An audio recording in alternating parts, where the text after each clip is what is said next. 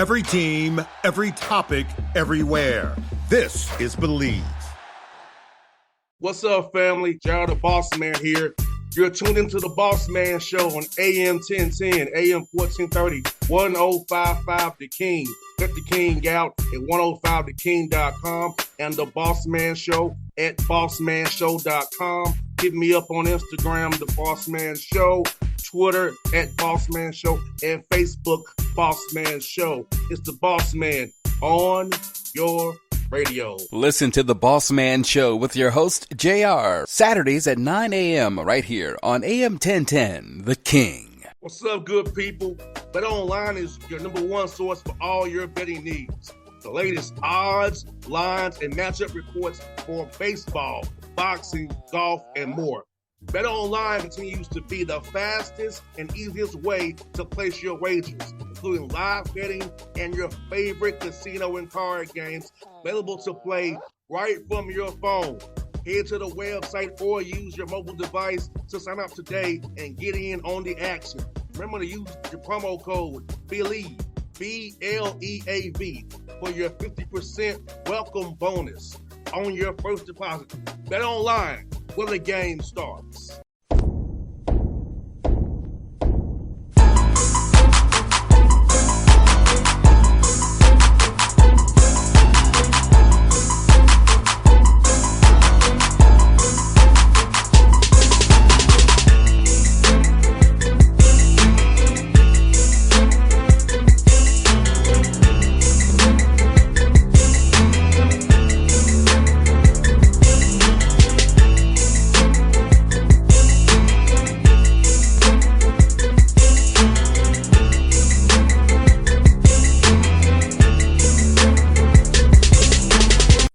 Folks, back here on the Bossman Show with new head coach San Diego Toreros, Brandon Moore with me on the Bossman Show at the Pioneer League. Coach, how you doing, man, out there in sunny San Diego, man? Oh, I'm doing well. San Diego is beautiful as always. I hear that, Coach. Well, tell me, man, how's it to take this job over here at San Diego, man, leading this program, being a new voice for these guys, the new leader of this ship, man? Well, I'm super excited about the opportunity. Got a number of tremendous players. Just finished putting my staff together. Super excited about that, and super excited just about the opportunity to lead the Toreros and to be here in San Diego. No doubt, Coach. And I must ask you, man, San Diego's a special place. You know, they lost the Chargers, but now they have you guys, San Diego State. Talk about the community getting around football there, man, because you all what they have. The Chargers moved up to L.A. now.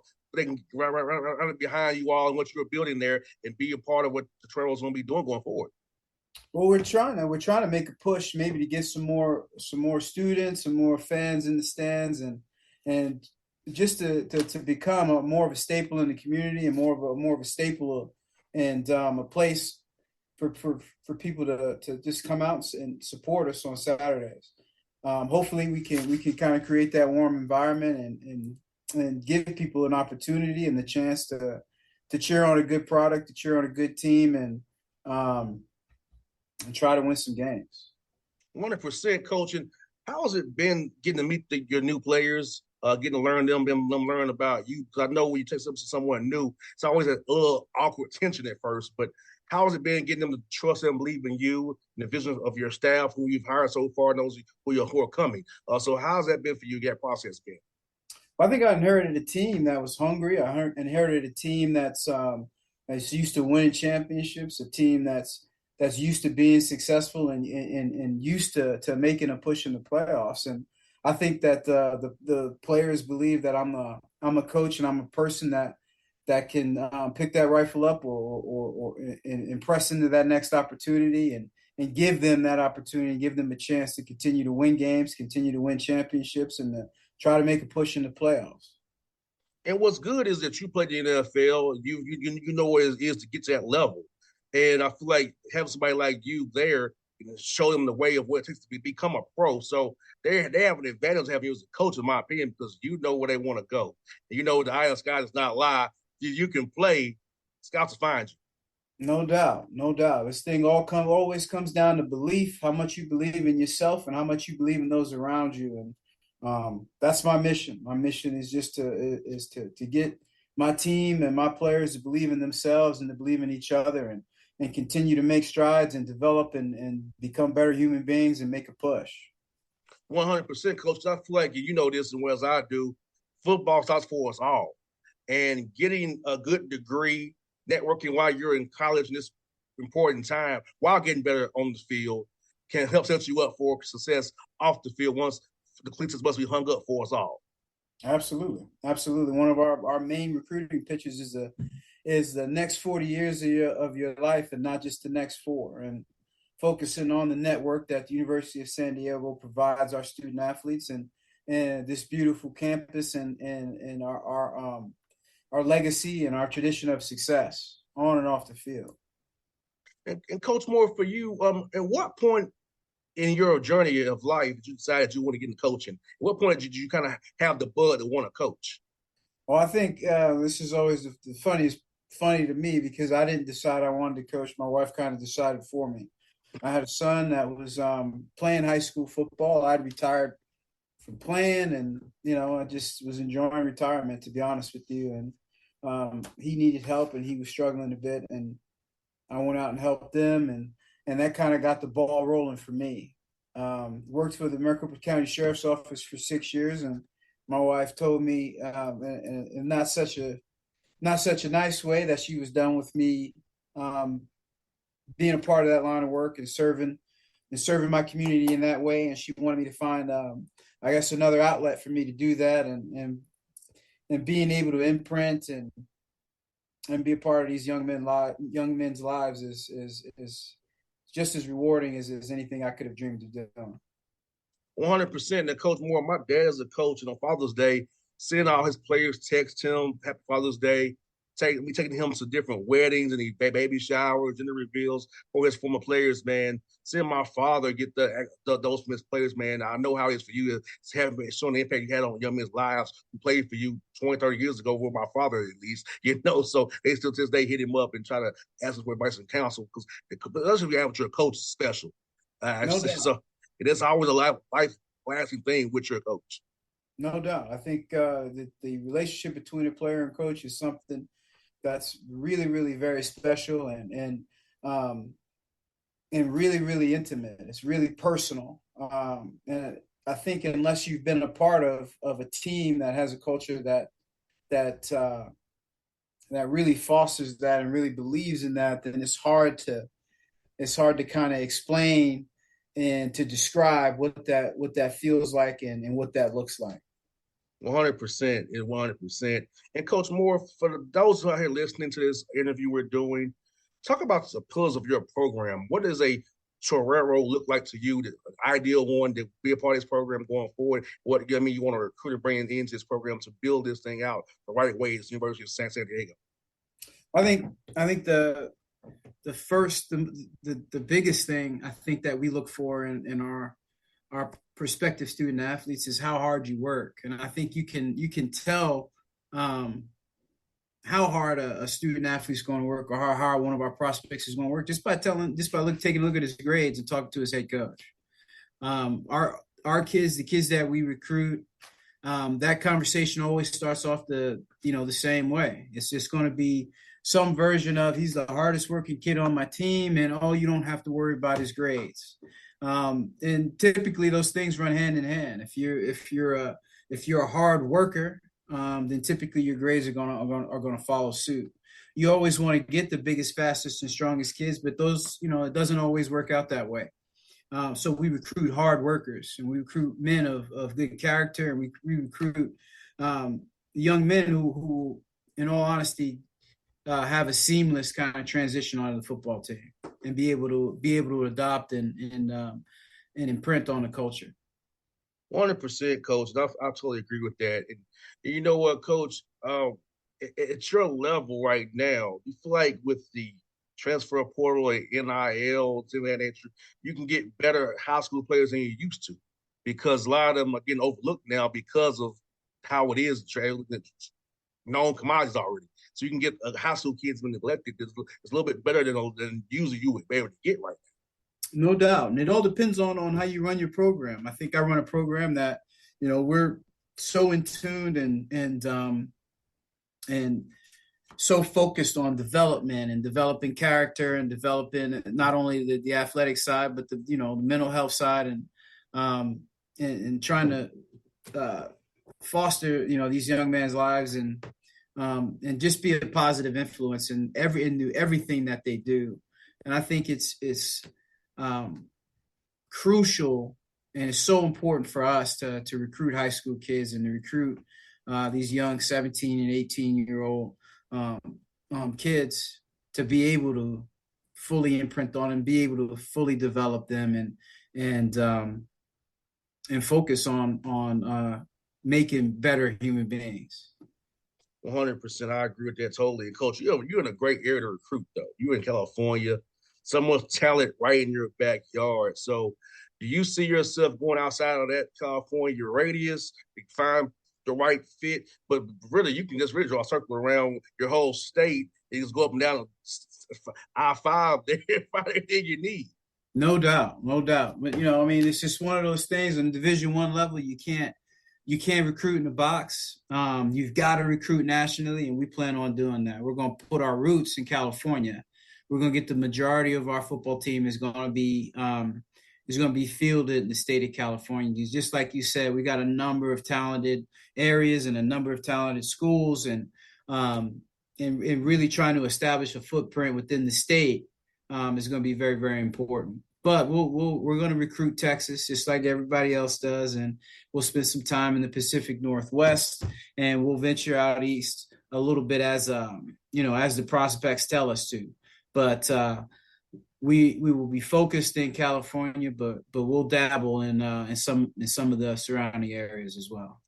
Yes, indeed. And Coach, I feel like this coach football in Georgia, Texas, California, it's so well coached. It's like it's very high level. And when you get guys from states like this, they can't be plug and play as freshmen because they've been trained on like college teams to begin with in high school. Talk about Absolutely. the level of high school football has improved and coaching has improved. So you get these young men from high school, they're ready to jump into it and go. No doubt, no doubt. I think Texas, California, there's some schools in the Pacific Northwest, and there are a few schools in Arizona and Colorado who do a good job of having full-time coaches and full-time staffs, and really making a commitment to field some of the top football programs in high school in the country. I think they do an exceptional job at that, but that takes a commitment from the local district and from the parents.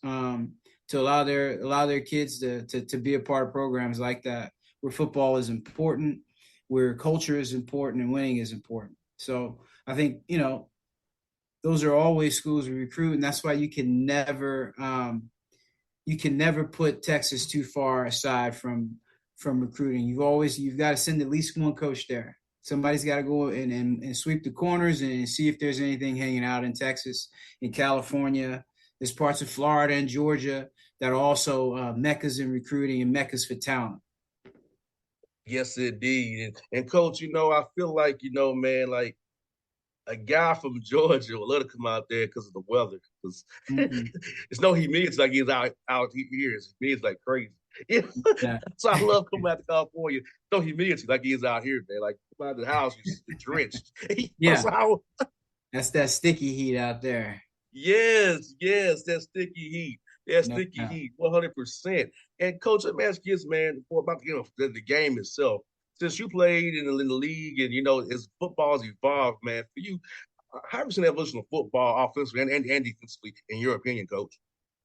Well, I think one of the major changes offensively, especially on the college level, is just the ability for offenses to use their quarterback. I mean, it adds another blocker, it adds another runner, it adds a whole nother element just in terms of, especially when you talk in terms of run pass option. Defensive coordinators and defensive minded guys have to get creative about how they're gonna defend the quarterback and how they're gonna defend that extra option. And I think that's where you see a lot of the creativeness and come into football is with those different elements, especially as you see these quarterbacks start to get more athletic, and you see, especially on the college level, you'll see some teams will come out with two quarterbacks. One who's going to be more of your athlete can come in, run your RPO game, run your power read game, your perimeter run game, that type of stuff. And the other guy who's your manager and who's going to be able to deal the ball all over the field. So teams being able to switch in and out of personnel groups and really manipulate the box and manipulate some different things with you've got to be prepared sometimes to have 2 and 3 game plans going into one game just in case plan A doesn't work. And I think, also defensively, you got to play more nickel now, and you have to have linebackers who can run, or safety in the corners and linebackers who kind of the same kind of body type that can run and cover because these having that zero personnel out there, man. Absolutely. 10 personnel. Yeah. Spread it. It's going to be tough to cover all that. You have all the big guys out there who can run and cover these guys. They're all these different routes they're running down these days. No doubt. The game has transitioned from a mauling, brutal, pound the rock, run play action, game to this savvy, we're going to throw it every down, spit the ball to the perimeter, and take the runs when they give them to us type of game plan. I mean, coordinators have to get extremely creative defensively, man, just to try to match personnel and try to provide an advantage. And I've been watching what the Falcons have been doing. They're going to be running more 12 personnel with Pitts and their tight end they drafted because Pitts and them are like wide receivers. They're tight end, so you're in a pickle. Do you play as true 12, or do you play as nickel? It's already put you in conflict already. That's about who you throwing out there in that group. Yeah, just being able to hide personnel groupings creates a ton of issues because you're one team when that tight end is attached, and you're a whole different team when that tight end is flexed and in space. And you got to be able to account for all of those things within the down because they can motion them and they can shift them and they can trade them from left to right. Where you have to balance the formation defensively. So there's a number of different things, and coordinators like Cliff Kingsbury and some of the other more innovative minds offensively have really made things difficult. Yeah, I know, Coach. I love watching the all 22. I love getting to watching it. I love seeing what's going on, man. Because I tell my girls like, what are you talking about? I said, baby, just you don't understand what I'm saying. It's talking in deep football terminology around it. She's like, well, I said, I'm sorry, baby. I'm sorry. I forget you don't understand what I'm saying. Yeah. Did you ever have that problem with your wide receivers sometimes where you're talking like in full football code and you forget?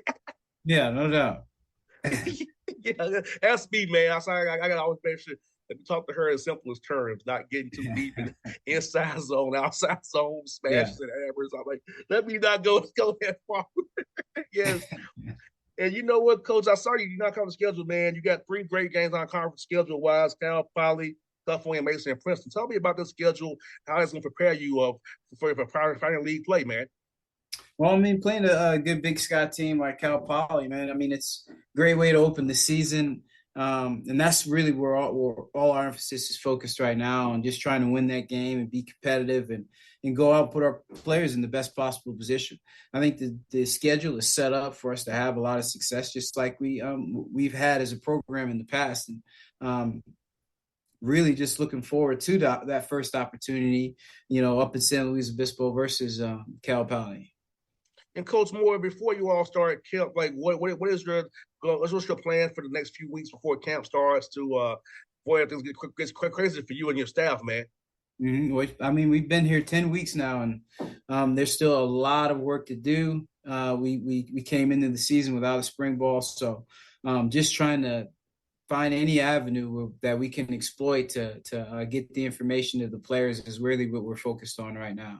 The recruiting component, the class was signed before I got in, and I'm really proud of the work that the former staff did, and bringing in some real quality student athletes to come in and fill some holes for us. But in terms of the current staff, man, they're here in the office right now, just hammering out game plan and hammering out cut ups and just trying to prepare for that first contest. I hear that. Well, Coach Moore, it's been good having you on the show, man. Look forward to doing this with you again more down the road, man. I wish you all best of luck, Coach. It was really fun, man, to meet you today. I look forward to doing this again with you a lot, man, down the road as you be in this program, build it up, man. Absolutely. I appreciate it. Thank you for your time. Thank you, Coach. Appreciate you, man. Have a good one. All right. What's up, good people? Bet Online is your number one source for all your betting needs. The latest odds, lines, and matchup reports for baseball, boxing, golf, and more. Bet Online continues to be the fastest and easiest way to place your wagers, including live betting and your favorite casino and card games available to play right from your phone. Head to the website or use your mobile device to sign up today and get in on the action. Remember to use your promo code BELIEVE, BLEAV, for your 50% welcome bonus on your first deposit. Bet Online, where the game starts. What's up, family? Gerald the Bossman here. You're tuned into the Bossman Show on AM 1010, AM 1430, 1055 The King. Check The King out at 105theking.com and the Bossman Show at bossmanshow.com. Hit me up on Instagram, The Bossman Show, Twitter at Bossman Show, and Facebook, Bossman Show. It's the Bossman on your radio. Listen to The Bossman Show with your host, JR, Saturdays at 9 a.m. right here on AM 1010, The King.